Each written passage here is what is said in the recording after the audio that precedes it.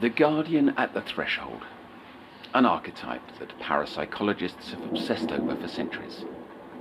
A mythic entity who's appeared in the stories of innumerable cultures. No matter their description, his role is always the same: to confront anyone who dares cross into unseen worlds. In our last session, he spoke to her, or through her. Even when I listen to the tape, I can't be certain what I'm hearing. Still, I've repeated his words like a sickness ever since. It went like this: cross the sill, sink in a twinkling, cast aside the old sleep, to sleep again anew. The candleman, the ferryman, indeed the guardian at the threshold, an eidolon on the inside, determined to keep me out.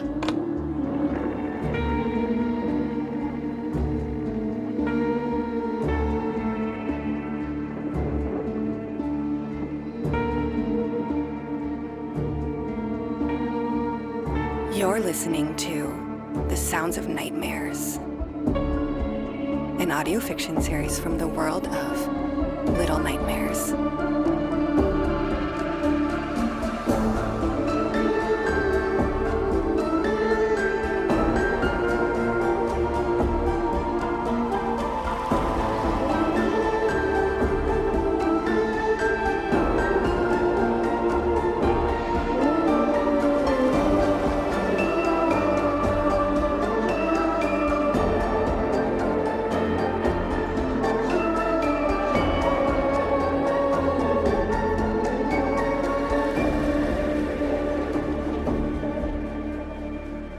Chapter 5: A Deluge of the Inevitable.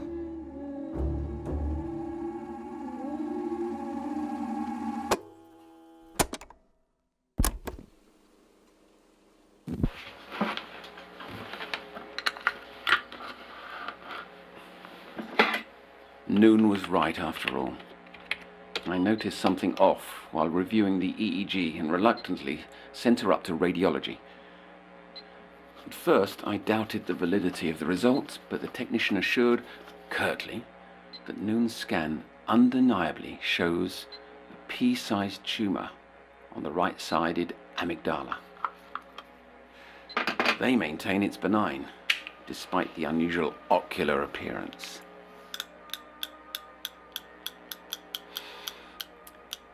This calls everything into question.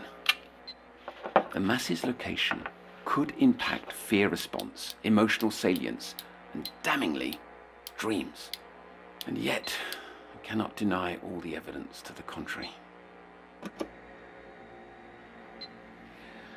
I've pondered the ethics of informing Noon. She's already so scared of her body that it would only send her spiraling. I can't risk anything jeopardizing a revelation that might lead to Cece. From here on, anyone listening will think me mad. But the proof is in the pudding. Noon's vanishings, her transpersonal states, they're undeniable evidence of a realm beyond our senses. It's always been on the periphery, but now I know it's accessible. And she possesses the means to enter that domain.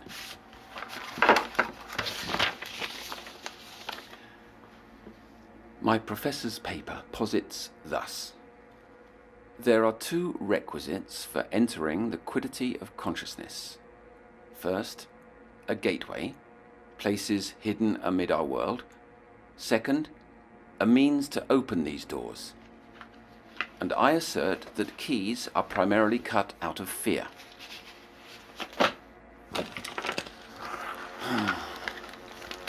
Either I lack his erudition or his mania. My only hope lies in completing my labors.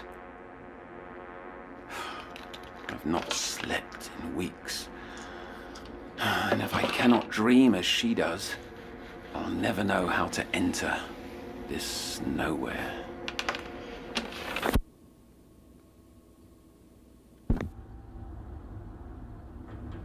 An ugly autumn night, isn't it, Noon? Swirling mist, they called it on the broadcast. A weather phenomenon unique to the counties. The downpour's not far off. But a gift may brighten the mood. Here. Oh. It's nearly the same. Red too. A chrysanthemum, like your parents left you all those weeks ago. An apology, a reminder that I remain as committed to you as I did then. Pretty. It's a perennial, so it'll blossom year after year, just like you.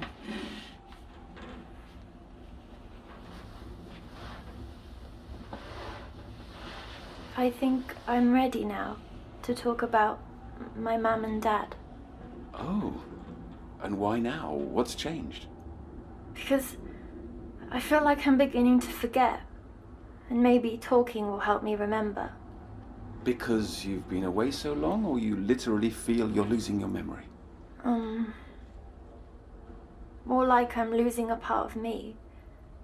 I can't tell, am I the girl here or the one there? They're one and the same. Given all you've told me, they must be. It's not you that's different, but the physical space around that. I said I want to talk about my mum and dad. When most kids have nightmares or whatever these are, they go to their parents to feel better. Here, I relive them again and again. And it's all you want to talk about because you think you can find Cece through me. Noon. The only way to find answers is to discover where you go when you sleep. Talking about your parents would be wasting the hours. Aren't these sessions supposed to be about me? Always. But I've no say, no control over how I feel or what I do. I don't even belong to myself. I'll do as you ask, but promise me. No wires hooked into my head. No machines. Not tonight. No machines, promise. I think you'll enjoy what I've got planned.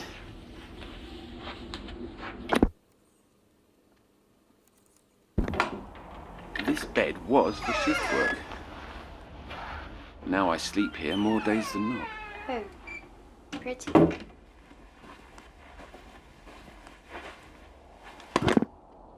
I'd like to try a sort of role reversal. I'll lie here, blindfolded, depriving my senses to enter a self-induced hypnagogia so I can focus on your words. You'll recount your latest visit, and I want you to try as hard as you can to project your dream into my head. I don't think it can work, but I'll try. That girl, in the photo there, that's her, your daughter. My sister. Oh, you don't look much alike. I'm settled. Blindfold on. Carry me away with you, Noon. I couldn't see anything. Slow down. This is vital. Speak as if you're trying to pull me in. I floated through a darkness with nothing at my feet. Then it all faded and I was somewhere new. An underground brick tunnel with a stream of thick sludge passing through a canal at its center. I can still hear it. Jangling keys. Squeaking metal. Do you hear, Otto? I can't. But keep trying. It came from a kid in the distance, struggling to shut a grand iron door. The last thing I heard before the slamming shut was laughter.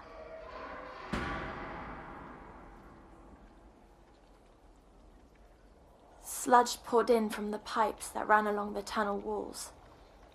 I had no choice but to follow the stream, and so I did until I reached a section I saw storm drains above. Looking up through one, I saw a boy's dirty boots and orange light shining from a lantern on his waist. We locked eyes and he called out, "Look, critters already!" Lights then shone down from every drain above, other boys and girls wanting to peek at me. Very suddenly, they went quiet.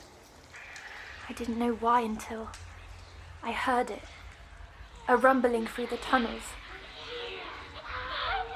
They whispered together, "It's here, finally here." Do you feel what I felt, Otto? They'd been waiting for you. Not exactly. Their joy, their bratty excitement. They'd gathered for an event and it had finally come. Like a holiday that only arrives once per year. Running from their celebration, I turned down a tunnel, going until I came to a junction. Overwhelmed by how many options surrounded me, I closed my eyes, listening.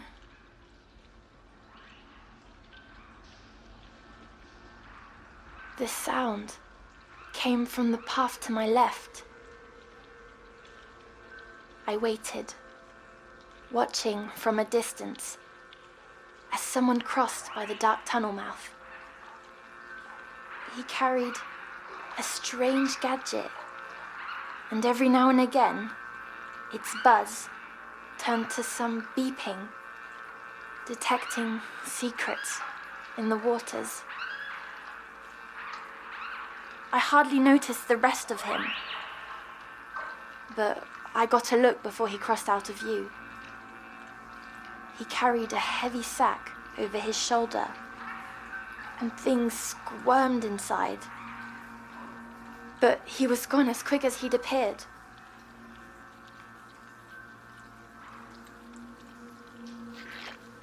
The sludge was rising quickly, up to my ankles, and the stink became so awful, Otto. Imagine it, waste filling your nose. Then, across from me, a small pipe became blocked, stopping the sewage. A grey mass poked through, jammed in tight, wiggling to get loose. But not until it fell into the sludge did I realize this tiny thing was alive. It picked itself up and swayed about, curious of my company. The head was shaped like those cone mushrooms that grow out in Hatefield. I inched closer to the little mushroom fairy, and it began mimicking me, as if we'd been old friends. A friendly presence. The first non-hostile being you've met that wasn't another child. Yes, he belonged there, in that world.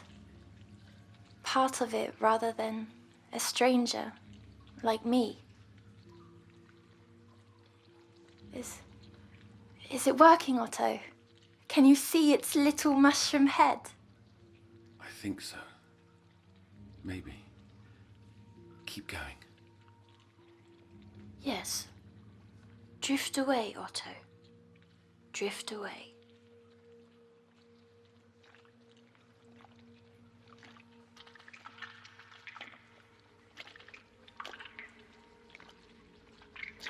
A crooked net lowered down from a drain grate above.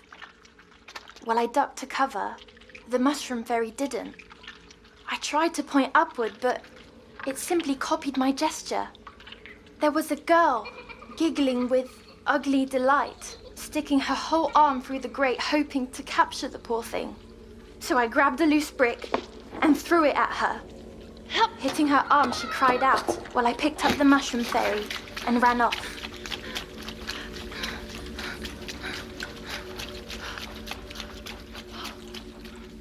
After we were well clear, I put the creature down. It immediately walked off, then looked back, suggesting I follow. That little body clicked, jittery and ungraceful. Somehow the thing seemed to know where it was taking me, stopping only once we came to a rusty door leading to a maintenance room. Entering, though, I discovered something else entirely.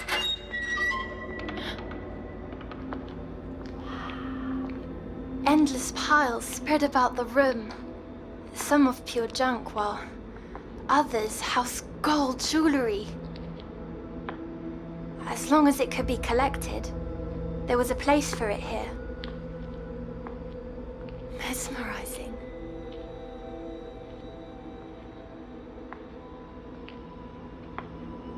Only after examining a mound of keys did I understand where this stuff came from. Everything in this room had been dropped down from the world above over the years. The only thing out of place was a child's propeller cap on a chair, tucked away, forgotten.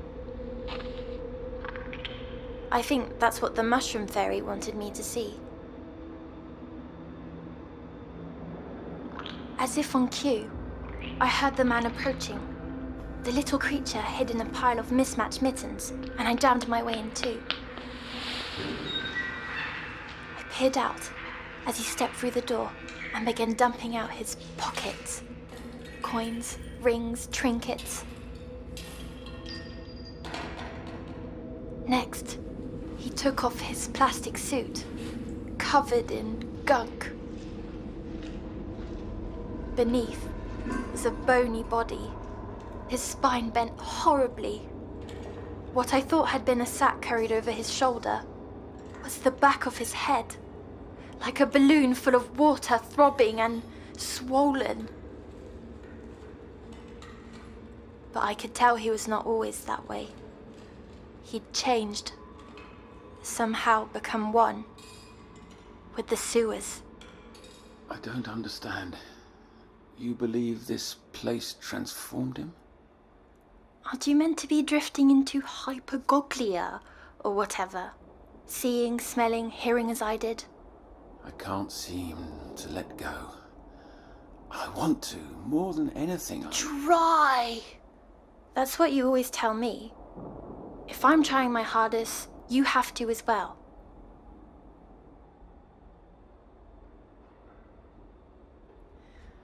From the corner of my eye, I noticed the little cone sneaking away. The balloon-headed man was inches away, and in that moment, I thought of Jester, of the child with gooey hair, of Rusty. I couldn't do nothing, not again. Thankfully, that rumbling from earlier returned in that moment, stronger than before. The shaking destroyed the man's piles, startling him into an odd anger. So I stumbled out from hiding and bolted for my mushroom fairy, then out the door. I ran, and though the man wasn't very fast, that didn't matter. He had his gadget, and that buzz followed wherever I went. Any sense of direction washed away with the sludge that was now up to my knees. Turning down tunnel after tunnel, I stopped, hoping I'd lost him. All at once, those lanterns shone from above. The naughty kids had spotted us. Wildly they sang, snatch a gift before they're all sent adrift. Their cheers grew and I saw why. A bagheaded shadow appeared at the tunnel's far end, cutting me off. The man and his machine knew the tunnels as if the sewers had leaked into his thoughts. I tried to backtrack, but must have taken a wrong turn and found myself at a dead end. A wall of bricks. The mushroom fairy squirmed hard, begging to be freed. So I let go And the grey cone climbed up a pile of fallen rubble and slipped through a crack without hesitation to abandon me, despite saving its life. The crack the ferry squeezed through began spouting water from the other side. I pulled at the bricks as the man stepped closer. One brick loose, then another. His gadget buzzed and buzzed when I ripped a final brick loose, leaving a hole large enough to creep through. He baited at the wall, grabbing at me, but I was too far gone. His small, milky eye peeked through at me until the walls rumbled more fiercely than ever. The man backed away, overcome with horror. The rumbling didn't stop after that, and neither did the kids cheering from above. Whatever they waited for, it was time. Otto, you're awake. Yes, Noon. I'm trying so hard to see, to feel, to sense what you did, but I can't. I don't have the gift you have, and your gifts are not as commanding as I'd hoped. I'd trade places with you in a heartbeat. I wish I could give you everything in my head. Then I'd be rid of all of this. Shall I go on? Yes. It felt as if someone had picked up the sewer, shaking it with rage. Water crashed against the walls. I stumbled on, the tunnel growing wider and wider. A second smaller sound appeared. Clicks and murmurs. Then, out of the darkness ahead, they appeared, scurrying so fast I couldn't react. 100 little mushroom fairies, rushing past me in a panic, escaping something close behind. It wasn't long before that something came. Speeding like a pack of horses tangled together, a tidal wave pounded through the sewer. The wave was feet away when I finally understood. For the kids above, this was a blast. They waited and waited, unable to experience the wave's power themselves. And that made them love it all the more. Snatching things that ran from its path was part of their awful celebration.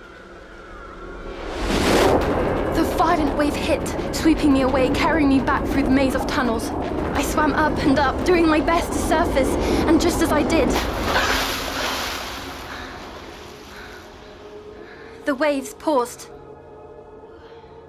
My body no longer needed to swim. And the candleman appeared, floating on some kind of broken door.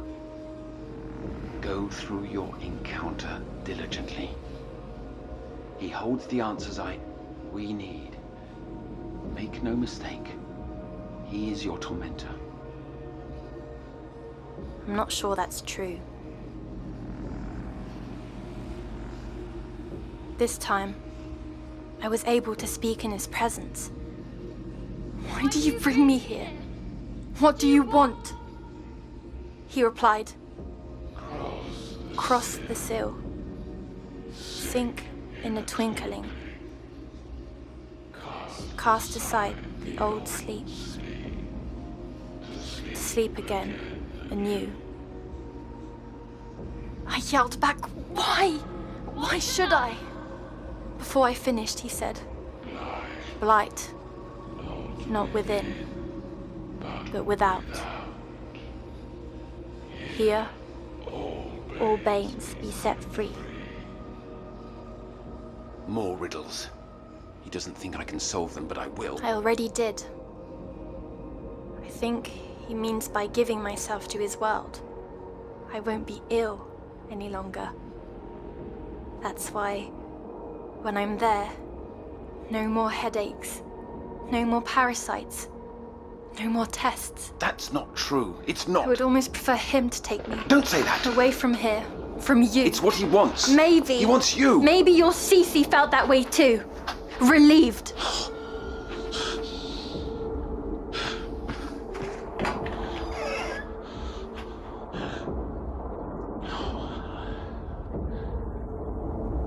only a boy.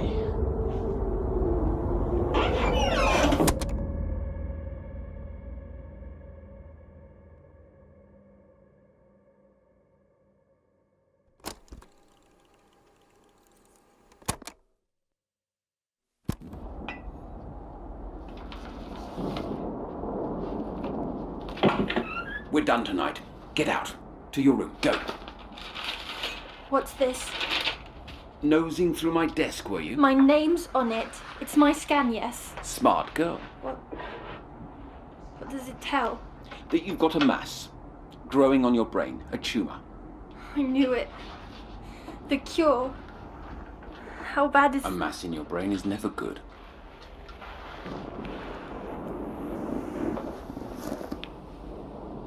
You should have told me. Why? Why didn't you tell me? It's not my practice to tell before necessary. Now, get to bed. Fine.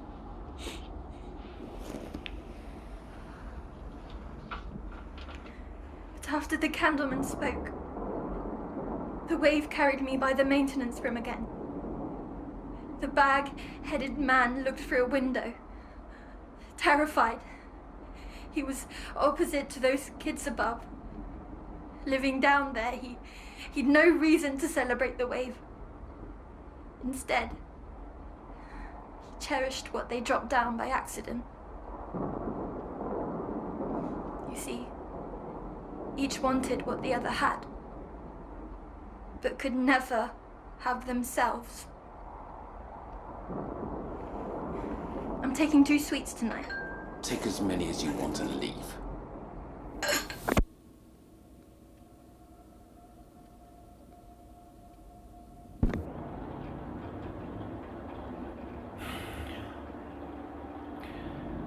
Perhaps I was cruel to tell her.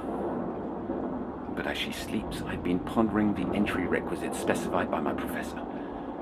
I believe he was only partly right.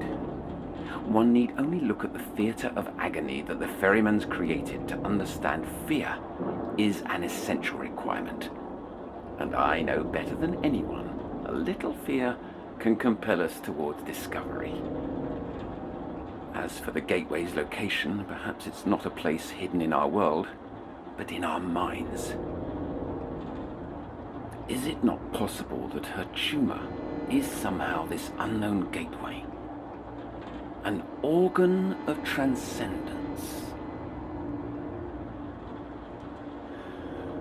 The apparatus may be unfinished, but its oneography monitor is functional. If she's to cross over in a twinkling, what choice do I have? In her words, you must try.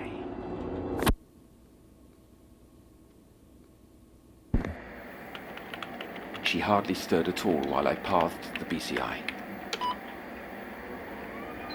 All seems stable. As soon as her dreaming begins, the monitor should translate neural signals into visualizations. Otto. Shh.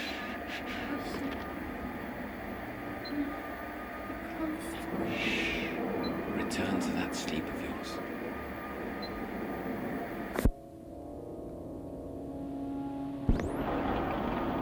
It's past midnight. She fought as long as she could, but finally succumbed.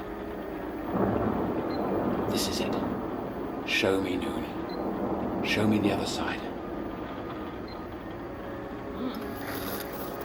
Here we are. The image. A kaleidoscope of black. An unnatural abyss. Wait. A shape. It's difficult to see. Like looking through a negative mist. There. A silhouette. Ovular. Splitting across the center. It glares like the sun. Oh no! A pupil made of light. Oh God! It's watching me. It's watching me.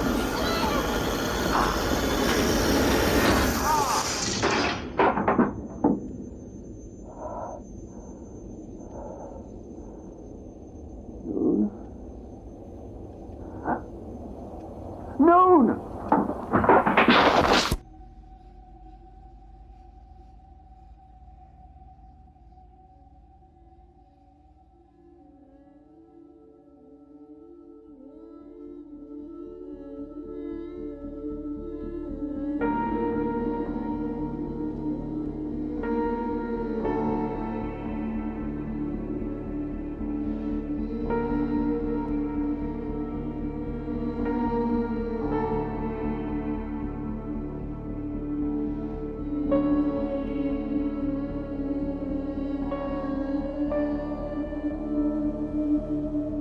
You've just listened to the 5th episode of The Sounds of Nightmares. This episode was written by It's Just Jord and Lonnie Nadler. Our showrunner is Lonnie Nadler, and the series is directed by Thomas Roses.